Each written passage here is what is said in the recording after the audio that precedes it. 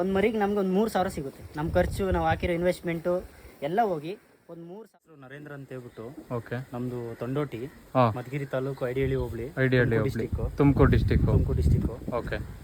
ಇದು ನಾವು ಕೆಂಗೂರಿ ಮೇಯಿಸ್ತಾ ಇದೀವಿ. ಇದರಿಂದ ತಂದಿದ್ವಿ, ಚಿನ್ನೂರಿಂದ. ಓಕೆ. ಲಾಸ್ಟ್ ಟೈಮು ಇಲ್ಲೇ ಗೌರಿಬಿದನೂರಲ್ಲಿ ತಂದಿದ್ವಿ. First batch okay. ಒಂದು 50 ಮರಿ ತಂದಿದ್ವಿ. ಹಾಂ ಹಾಂ. ಅದರಲ್ಲಿ ಒಂದು 50 ಮರಿಯಲ್ಲಿ ಒಂದು 3 ಮೈನಸ್ ಆಯಿತು, 3 ಡೆತ್ ಆಯಿತು. ಅದಾದ್ಮೇಲೆ ಇನ್ನು 47 ಮರಿ ಇತ್ತು. ಅದೆಲ್ಲ ಒಳ್ಳೆ ರೇಟ್ಗೆ ಹೋಯ್ತು.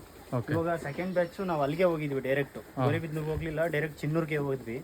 ಅಲ್ಲಿಂದಾನೆ ಸುಮಾರು ಒಂದು 103 ಮರಿ ಹಾಕೊಂಡ್ಬಂದ್ವಿ. ಇದು ಸೆಕೆಂಡ್ ಬ್ಯಾಚ್. ಫಸ್ಟ್ ಬ್ಯಾಚ್ ಅಲ್ಲಿ ನಮ್ಗೆ ಒಂದ್ ಸ್ವಲ್ಪ ಒಳ್ಳೆ ಲಾಭನೇ ಬಂತು. ಒಂದು ಒಳ್ಳೆ ಲಾಭ ಅಂದ್ರೆ ಒಂದು 50 ಮರಿಲಿ ಒಂದು 3 ಮರಿ ಡೆತ್ ಆದ್ರು.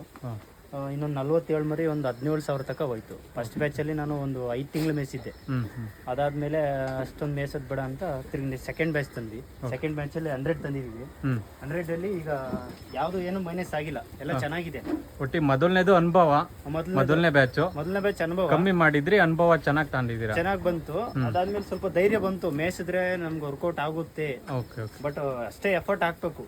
ಎಷ್ಟು ಮೇಯಿಸ್ತೀವೋ ಅಷ್ಟೇ ಎಫರ್ಟ್ ಹಾಕ್ಬೇಕು, ನೋಡ್ಕೋಬೇಕು. Medicine, vaccination, time to time ಬೂಸ, ಫೀಡು, ಮತ್ತೆ ಮೇವು, ಡ್ರೈ ಮೇವು ಕೊಡ್ಬೇಕು.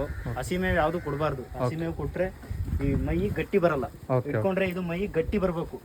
ಅವಾಗ ಮತ್ತೆ ಶೈನಿಂಗ್ ಬರ್ಬೇಕು, ಮರಿಗೆ ಶೈನಿಂಗ್ ಬರ್ಬೇಕು. ಶೈನಿಂಗ್ ಬಂದಷ್ಟು ರೇಟ್ ಜಾಸ್ತಿ ಸಿಗುತ್ತೆ ನಮ್ಗೆ. ಗಟ್ಟಿ ಬರ್ಬೇಕು ಮರಿ. 3 ತಿಂಗಳು 3.5 ತಿಂಗಳು ಮೇಯಿಸ್ಬೋದು, ಏನ್ ತೊಂದ್ರೆ ಇಲ್ಲ. ಒಂದು ಅವರೇಜ್ ಒಂದ್ ಕುರಿಗೆ ಎಷ್ಟು ಲಾಭ ಸಿಗ್ಬೋದು? ಅವರೇಜ್ ಒಂದು 3 ತಿಂಗಳು ಸಾಕ್ತೀರಾ? 3 ತಿಂಗಳು ಸಾಕ್ತೀವಿ. ನಾವೀಗ ಸಪೋಸ್ ಒಂದು ಎಕ್ಸಾಂಪಲ್, ಎಲ್ಲ ಖರ್ಚು ಎಲ್ಲ ತೆಗ್ದು ನಿಮ್ಗೆ ಏನ್ ಸಿಗ್ಬೋದು?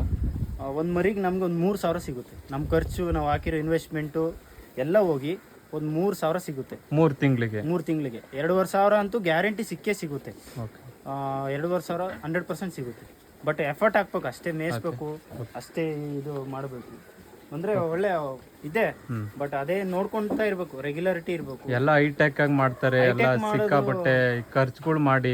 ಹೈಟೆಕ್ ಮಾಡೋರ್ಗೆ ಏನ್ ಗೊತ್ತಾ, ಒಂದೇ ಸೊಲ್ಯೂಷನ್.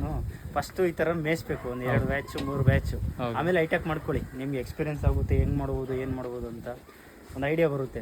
ಸುಮ್ಮನೆ ಹೈಟೆಕ್ ಮಾಡ್ಬಿಡ್ತಾರೆ, ಸ್ಟಾರ್ಟಿಂಗ್ ಇನ್ವೆಸ್ಟ್ಮೆಂಟ್ ಹಾಕಿ ಮರಿ ತರ್ತಾರೆ, ಸರಿಯಾಗಿ ಮೇಯ್ಸೋಕ್ಕಾಗಲ್ಲ, ಲಾಭ ಸಿಗಲ್ಲ, ಬಿಟ್ಬಿಡ್ತಾರೆ. ನಾನು ಸುಮಾರು ಕಡೆ ನೋಡಿದ್ದೀನಿ. ನಾವು ಹೈಟೆಕ್ ಮಾಡೋಣ ಅಂತ ಇದ್ವಿ, ಬಟ್ ನೋಡೋಣ ಇದರಲ್ಲಿ ಒಂದ್ಸತಿ ಮೇಯಿಸಿ ಈ ಥರ ಏನಿರುತ್ತೆ. ಬೆಳಿಗ್ಗೆ ಸಾಯಂಕಾಲ ಕೆಲಸ ಇರುತ್ತೆ, ಬಟ್ ಆದರೆ ಇದರ ಮೇಯಿಸೋದ್ರಲ್ಲೇ ಆಮೇಲೆ ಹೈಟೆಕ್ ಮಾಡ್ಕೊಂಡ್ರೆ ಬೆಸ್ಟ್.